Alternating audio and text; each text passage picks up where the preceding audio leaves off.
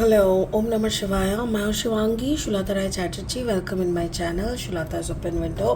Capricorn मकर, ये आपका रीडिंग है. ये जो रीडिंग है ये 1 to 15 नवंबर 2024 के एनर्जी के ऊपर 3 कार्ड का है, जैसे कि हम बताते हैं. और आपका love, relationship, career, finance, health, overall studies, सब कुछ को हम देखते हुए इस रीडिंग को कंप्लीट करेंगे. इसके साथ साथ स्पिरिट का ब्लेसिंग कार्ड को भी एनालिसिस करेंगे. तो चलिए कैप्रिकॉर्न देख लेते हैं नवंबर आपके लिए क्या लेके आ रहा है. Messenger of air. वाओ, ये आपका लव लाइफ है. ठीक है, आपका जो करियर फाइनेंस है that is 9 of air. Okay. और आपका जो ओवरऑल एनर्जी है that is 7 of earth. Okay.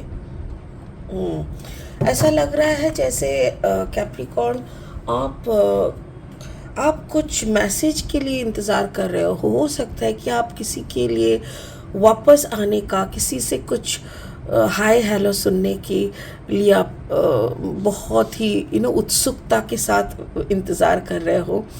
और आपका जो भी फील्ड है, वर्क फील्ड है, वहाँ पे थोड़ा सा गड़बड़ चल रहा है. आप या तो आप काम के मन में नहीं हो, या तो आप इधर उधर की बहुत सारी बातों से इतना उलझे हुए हो कि आपसे ठीक से काम हो नहीं रहा है. बट ओवरऑल जो एनर्जी है वो 7 ऑफ अर्थ है, यानी आपके अंदर स्टेबिलिटी है और आप स्पिरिट गाइडेड हो. स्पिरिट का जो ब्लेसिंग कार्ड है वो है truth. Card number 31. 3+1 is equal to 4. Stability. मुझे ऐसा लग रहा है कि बहुत जल्दी आपको सच्चाई का सामना करना होगा. देखो, कभी कभी हम लोग सच सुनते रहते हैं बट एक कान से सुन के दूसरे कान से निकाल देते हैं.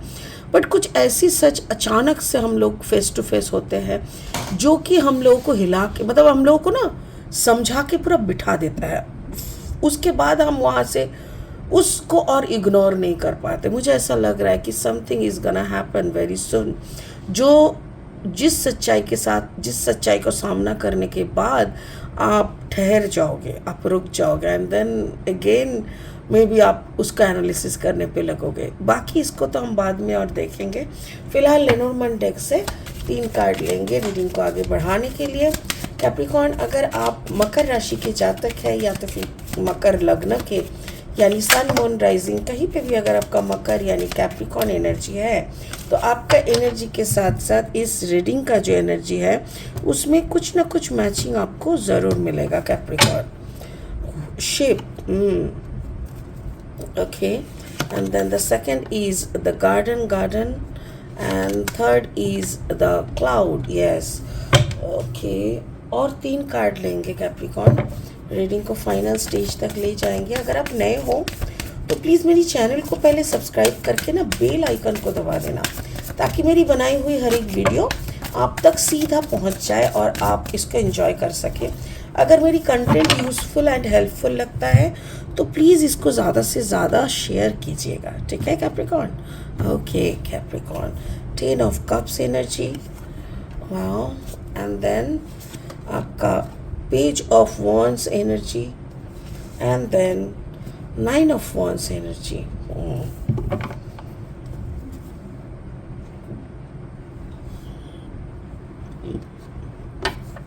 आपका लव लाइफ से शुरू करेंगे. Messenger of air. मुझे ऐसा लग रहा है आपका जो कम्बिनेशन, या तो आपका जो पार्टनर है उनका कम्बिनेशन, कहीं पे तो आप लोगों का कुछ एयर साइन यानी जेमिनी, लिब्रा, एक्वेरियस है. और अगर नहीं भी है तो मैं ये कहना चाह रही हूँ कि आपका जो थॉट प्रोसेस है ना वो बहुत क्रिएटिव है. आप ऐसा कुछ काम शायद करते हो जिससे आपका क्रिएटिविटी बार बार चैलेंज, आपको पसंद आता है वो चीज़ एक्चुअली, कि लोग क्रिएटिविटी में आपको चैलेंज करें और आप उसको और अच्छा और अच्छे से और अच्छा तक का प्रेजेंट कर सको. शायद आपका जो भी लव लाइफ है वो लॉन्ग डिस्टेंस में हो सकता है और आप उनको बहुत मिस करते हो, बहुत ज़्यादा. बट मुझे ऐसा लग रहा है मे बी नवंबर के महीने में या तो अक्टूबर एंड, बिकॉज ये रीडिंग मैं अभी अक्टूबर की मिड अक्टूबर को कर रही हूँ और 10 ऑफ कप्स है. 10 यानी अक्टूबर का महीना भी है. ऐसा लग रहा है जैसे आप बहुत खुशी खुशी अपना जो पार्टनर है जिनसे आप दूर रहते हो उनके साथ शायद आप बहुत अच्छा सा कोई ट्रिप पे गए हुए हो, बहुत अच्छा फैमिली टाइम आप इंजॉय कर रहे हो, या तो फिर नवंबर के महीने में इंजॉय करने वाले हो सकता है कि आपका जो पार्टनर दूर रहते हैं, या आप अगर आप घर से दूर रहते हो तो आप वापस आने वाले हो दिवाली के टाइम में। दिवाली तो एकदम अक्टूबर एंड एंड नवंबर के स्टार्टिंग में है, तो क्या है ना, उस वक्त शायद घर आने वाले हैं या आप घर आने वाले हो, तो वो एक बहुत स्वीट सा एक मोमेंट आप जीने वाले हो, ये मुझे दिख रहा है। Wow, that's really beautiful. किसी की नज़र ना लगे, टच इट। ओके, आपका जो करियर फाइनेंस है, करियर फाइनेंस में क्या है ना, जब अगर पकड़ लो कि आपका जो पार्टनर है या आपका जो लवर है वो अगर आउट ऑफ सिटी है, तो बहुत कुछ अकेले संभालना पड़ता है, राइट। वो आप अगर सिंगल फादर या मतलब एक फादर हो या मदर हो या पेरेंट्स, अगर सिंगल हिसाब से आप बच्चों को पाल रहे हो, या तो फिर अगर आप अकेले अपने पेरेंट्स के साथ रह रहे हो सकता है कि आपकी शादी की बात चलने लगे हैं एंड आप उसको लेके भी टेंशन में कर रहे हो, या तो फिर अगर आप एक वाइफ हो और आपका हस्बैंड बाहर है, तो आपको अपना ससुराल, अपना मायके, अपने बच्चे, अपना काम, अपना घर, मतलब lot of chaos around you know, बहुत ज़्यादा भीड़ है सोच की, काम की, सिलसिले की, तो ये सब में आप उलझे हुए हो। बट आप उस दिन को सोच के बहुत खुश हो रहे हो कि वो आने वाले हैं, या आप दूर रहते हो घर से दूर, और घर से अगर आप दूर रहते हो तो वहाँ पे भी अगर आप अकेले रह रहे हो तो ऑब्वियसली सब कुछ आपको अकेले करना पड़ता है, ठीक है ना। मतलब काम काज से लेके घर आके खाना बनाना, फिर गर्म चाय भी पीने का मन करे वो भी बना के अकेले पीना, ये सब ओवरऑल। तो ये जो सारा सब कुछ से आप उस मोमेंट को सोच के खुश हो रहे हो कि वाह, उस वक्त हम जाएंगे ना, फिर मेरा ज़िंदगी थोड़ा गार्डन गार्डन हो जाएगा, फिर हमको ये अकेलेपंथी और इतना ज़्यादा काम का बोझ कुछ दिन के लिए उठाना नहीं पड़ेगा, ऐसा लग रहा है। बाकी आप जो भी काम करते हो, what ever the profession is, अब जो भी प्रोफेशन में हो, अब बहुत खुश हो उस प्रोफेशन में।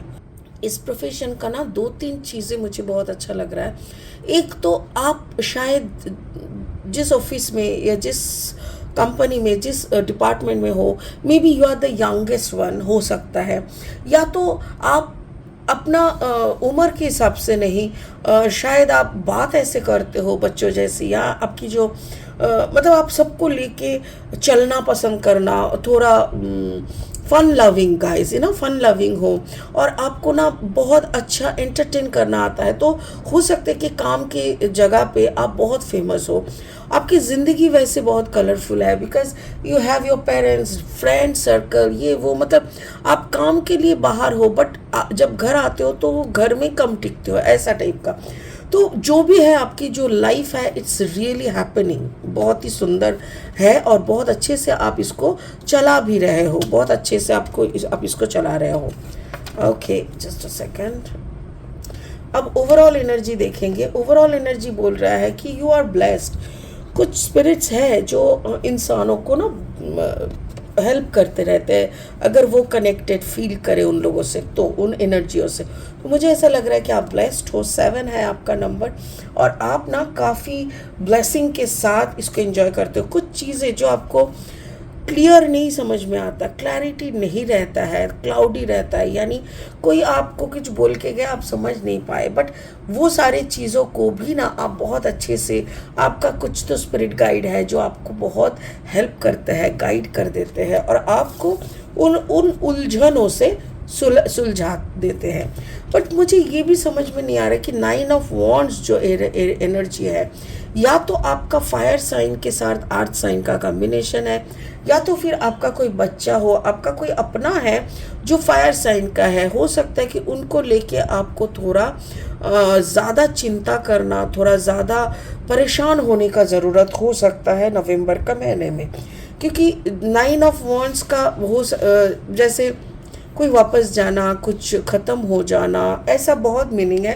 बट यहाँ पे मुझे ऐसा लग रहा है जैसे कोई अपना एक है जिनको लेके आप बहुत ज़्यादा टेंशन करते हो, और नवंबर के महीने में कुछ चीज़ें ऐसे उभर के आपके सामने आएंगे, मतलब क्लाउड के पीछे छुपा हुआ है कोई इंसिडेंट जो अचानक से खोल के सामने आ जाएगा ना, तो आप एकदम सडनली आप चौंक जाओगे, तो उसको आपको अच्छे से हैंडल करना आना होगा, क्योंकि आपको हैंडल करना ही पड़ेगा जो भी सिचुएशन है, बिकॉज ये थोड़ा क्रूशियल टाइम हो सकता है। स्पिरिट का ब्लेसिंग कार्ड बोल रहा है ट्रूथ। यस, कुछ तो है सामने, पीछे जो छुपा हुआ है वो सामने आएगा, और वो चीज़ आपको बहुत स्मार्टली हैंडल करना पड़ेगा। कोई चीज़ें कभी कभी होता है ना, हम लोग गड़बड़ कर देते हैं। गड़बड़ करने की अक्सर 2-3 वजह होता है। एक वजह होता है हम लोग डर जाते हैं और उस सिलसिले को अवॉइड करने लगते हैं। एक होता है कि हमारा अपने ऊपर इतना कॉन्फिडेंस या ओवर कॉन्फिडेंस रहता है कि घटना को देख के भी हम लोग नज़रअंदाज करते हैं, तो जस्ट मतलब अपना ईगो को संतुष्ट करने के लिए। तो ऐसी कोई भी चीज़ मत करो। अगर वो जितना भी दर्दनाक हो, जितना भी ईगो को ठेस पहुंचाने वाला, या जितना भी अपमानजनक जो भी हो, आप उसको अच्छे से फेस करो। आप पहले उसको देखो, उसके सामने जाके खड़ा हो जाओ। उस सिचुएशन की मैं बोल रही हूँ, सामने फेस टू फेस खड़ा होके 1:1 बात करो, मतलब talk to yourself. Solution ढूंढो। प्रॉब्लम को चिंगम के तरह चबाने से सोल्यूशन नहीं निकलता। तो मुझे ऐसा लग रहा है कि कैप्रिकॉर्न, आपको सोल्यूशन ढूंढना बहुत ज़रूरी है, और वो आप ढूंढ पाओगे, बिकॉज आपके अंदर वो स्टेबिलिटी, वो ऑरा आपके अंदर है, वो बिलीव आपके अंदर है, वो ज्योति आपके आंखों में है। आप ब्लेस्ड हो, तो इसीलिए आपको डरने की कोई बात नहीं है। बड़ी सी बड़ी समस्या भी आप चुटकी बजा के सही कर दोगे, इतना भरोसा तो स्पिरिट को भी आप पे है। तो जो भी हो रहा है उसको अच्छे से फेस करो, और उसके साथ मतलब उसके साथ लगे रहो। If it is the truth, then you should be walk with the truth, right. सच के साथ ही चलना चाहिए, तो आप सच के साथ ही चलने लगो। ये सच आपको जिंदगी में बहुत कुछ देगा, ठीक है।